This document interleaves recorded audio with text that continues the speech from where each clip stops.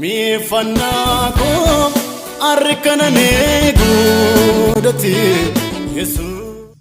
Nagaan Waaqayyoo dhuma keessaniif baay'atu arra sagalee Waaqayyoo qabadhee isiniif dhiyaadheera. Isa dura sagalee Waaqayyoo walii wajjin nuti ilaaleen dura akka Waaqayyoon itti dubbatuuf Waaqayyoon kadhanna. Gooftaa galanni siif haa ta'u sagalee kennuuf ergi hin dhageenyaa nu barsiisi ulfina kennu wajjin ta'i maqaa Yesuus Kiristoosin ameen. Mata dureen arra qabadhee isiniif dhiyaadhee seera uumamaa boqonnaa 37 lakkoofsa 1 kaasnee walii wajjin ilaalla. Mata duree adeemsa kaayyoo Waaqayyo wajjin deemuu jedhu walii wajjin ilaalla. Adeemsa kaayyoo Waaqayyo wajjin utuu hin adeemin dursa waa'ee adeemsa kaayyoo Waaqayyo wajjin adeemuu utuu hin ilaalin dursa waa'ee ofii keenya beekuu qabna. Waa'ee ofii keenya hin beeknu yoo ta'e waa'ee kaayyoo Waaqayyo itti nu uume hin beeknu. Waa'ee kaayyoo Waaqayyo itti nu uume hin beeknu yoo ta'e adeemsa kaayyoo Waaqayyo wajjin adeemuu hin dandeenyu. Kanaaf maal gochuu qabna? Waa'ee ofii keenyaa dursa hubachuu qabna. Faarsaa boqonnaa 139 lakkoofsa 13 akkas jedha. Keessa namummaa koo situ uume gadameessaa dhaquu keessattis situ na tolchedha. Nuun Waaqayyoodhaan hojjetamne hojii harka Waaqayyootidha. Kaayyoo Waaqayyoon uumamne kaayyoo Waaqayyoof uumamne. Nuun Waaqayyoon uume Waaqayyoof uumamne.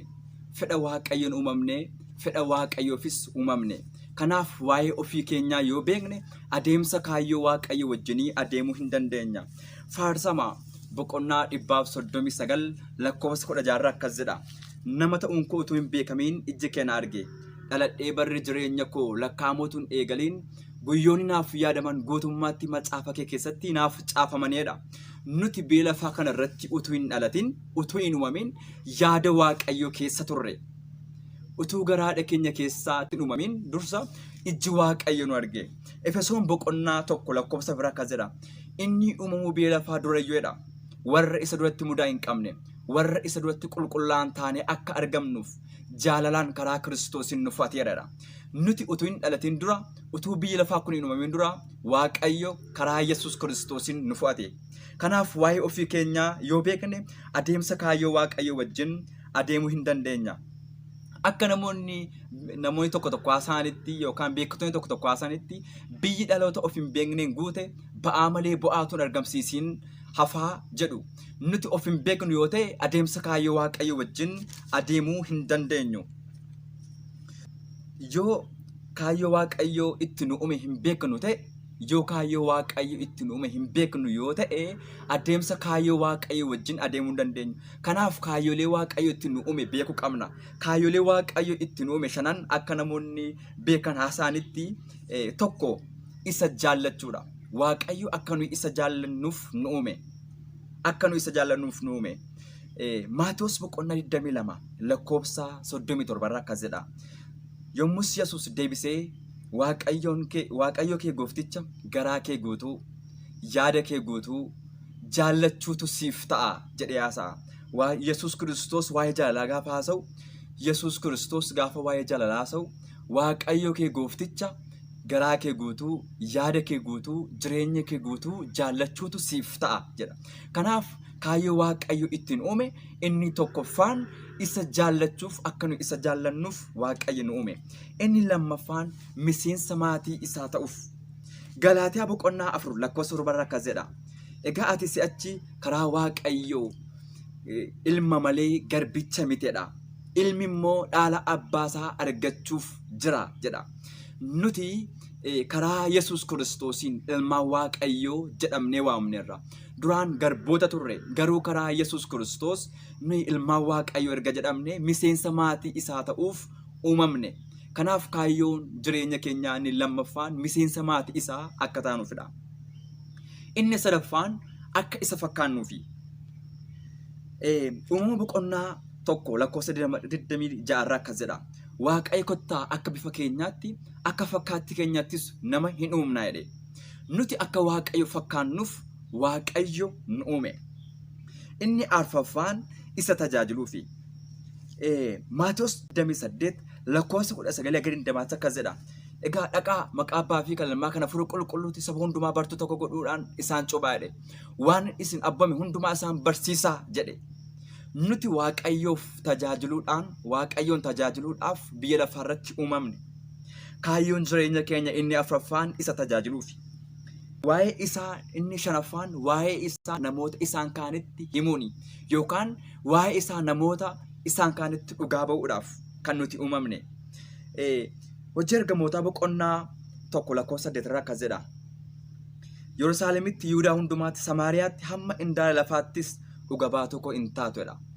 As keessatti akka nu dhuga baatuu isaa taanuuf Waaqayyo nu uume. Kanaaf kaayyoo jireenya keenyaa yoo beekne, yoo kaayyoo jireenya keenyaa beekne adeemsa kaayyoo Waaqayyo wajjin adeemuu dandeenya. Kaayyoon jireenya keenyaaf qabu dhalachuu keenya dursa. Waaqayyoon alatti kaayyoon hiikan qabu. Kaayyoo malee immoo jireenyi hiikaa hin qabu. Waaqayyoon gammachiisuun, gammachuu isaaf jiraachuun kaayyoo jireenya keenyaa isa jalqabaati. Eshi adeemsa kaayyoo Waaqayyo wajjin adeemu. Namni adeemsa kaayyoo Waaqayyo wajjin adeemu tokko nama abjuu qabudha. Yookis nama mul'ata qabudha.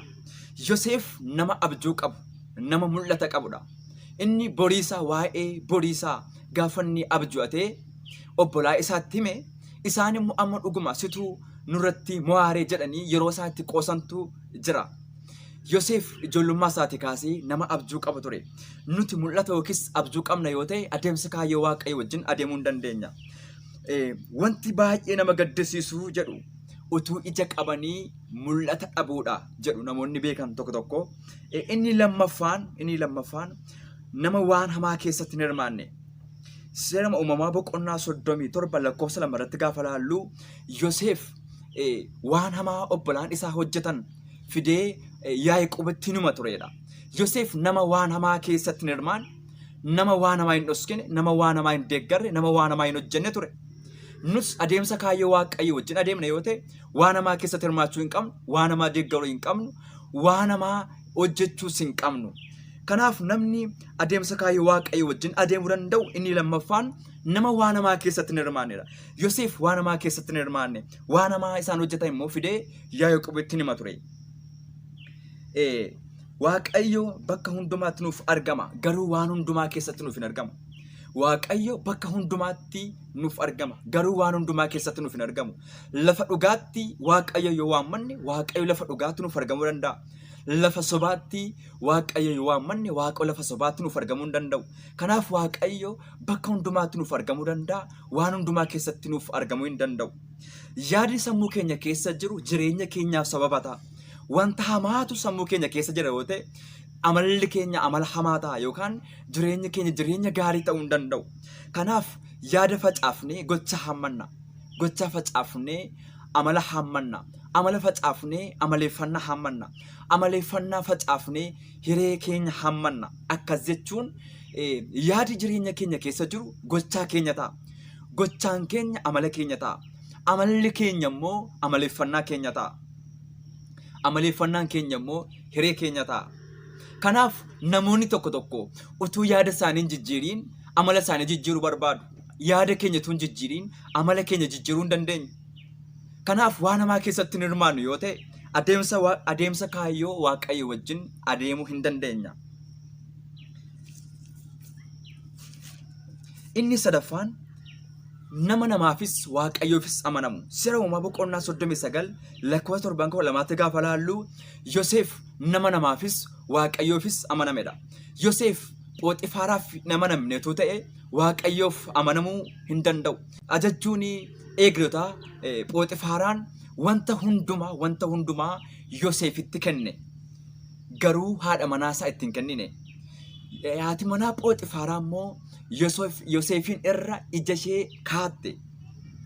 Sanaan booda Yoseef akkas jedhe, gooftaan koo waan hundumaa anatti kenneera, garuu siin anatti hin kennine. Kanaaf ani waan hamaa hamma naga'u akkamittan fuula Waaqa duratti hojjedhare jedhe. Jammara Yoseef kan inni amaname Phooxifaaraadhaaf amaname. Lammaffaarratti immoo Waaqayyoof amaname. Nuti walii keenyaaf yoo amanamne Waaqayyoof amanamuu dandeenya. Walii keenyaaf hin amanamnu yoo ta'e, maatii keenyaaf hin amanamnu yoo ta'e, jireenya obbolaa keenyaaf hin amanamnu yoo ta'e Waaqayyoof amanamuu hin dandeenyu. Shakkii fi amanuu dhabuun keessa keenya jira yoo ta'e Waaqayyoof amanamuu hin dandeenyu. Inni kan biraan waaqayyoon sodaanna yoo ta'e waaqayyoof amanamna. Namni namaaf hin amanamne waaqayyoof amanamuu hin danda'u. Inni arfaffaan nama cubbuu haala mijeeffatee dhufu hin hojjennedha. Yoseef nama cubbuu haala mijeeffatee dhufu hojjechuu dhiisee baqatedha.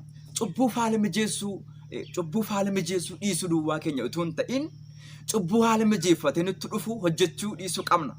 Haati manaa Phooxifaaraa Yoseef irra ija ishee gaafa isheen kaatte Yoseef kootii isaa itti dhiisee baqatedha. Gaafa isheen fedha foonii isaa wajjin hojjechuuf gaafa isheen Yoseefin gaafattu Yoseef kootii isaa itti dhiisee baqate. Cubbuu haala mijeeffatee dhufe dhiisee baqate. Nus cubbuu haala mijeeffatee dhufu dhiisuu yookiin dhiisnee baqachuu qabna. Kanaaf namni adeemsa kaayyoo waaqayyo wajjin adeemu nama cubbuu haala mijeeffatee dhufu hin hojjennedha. Cubbuu haala mijeeffatee dhufu hojjechuu dhiifnee yoo baqanne waaqayyo wajjin adeemuu hin dandeenya. Kanaaf cubbuu keessa teenyee cubbuu hojjechaa, cubbuu keessa jiraachaa adeemsa kaayyoo waaqayyo wajjin hin adeemne yoo ta'e kun wanta hin yaadamnedha. Inni kan biraan wantoota Yoseef irra ga'an yookaan haalota Yoseef irra ga'an ilaalla. Tokko Seera boqonnaa 37 lakkoofsa 5 irraa gaafa laallu Yoseef obbolaa isaatiin jibbamee inaafameera. Inni lammaffaan obbolaa isaatiin gurgurameera. Seera boqonnaa 37 lakkoofsa 20 gaafa laallu obbolaa isaatiin gurgurameera. Inni sadaffaan obbolaa isaatiin boolla keessa buufameera. Inni afuraffaan utuma dhugaa qabu Yoseef fidhameera. Egaa haalonni kun yookaan wantoonni kun hundinuu Yoseef irra ga'aniiru. Yoseef adeemsa kaayyoo waaqayyo wajjin utuu adeemu nama mul'ataa ta'etu jiru, waaqayyoof addaan baafamee utuu jiru, haalonni kun hundumtuu irra ga'aniiru.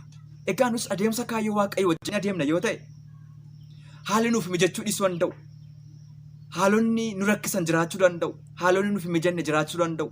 Nuti garuu adeemsa kaayyoo waaqayyo wajjin adeemna yoo ta'e kaayyoo keenya adda baafannee waaqayyo wajjin adeemuudhaaf wantoota nutti dhufan kana hundumaa dandamannee darbuu qabna.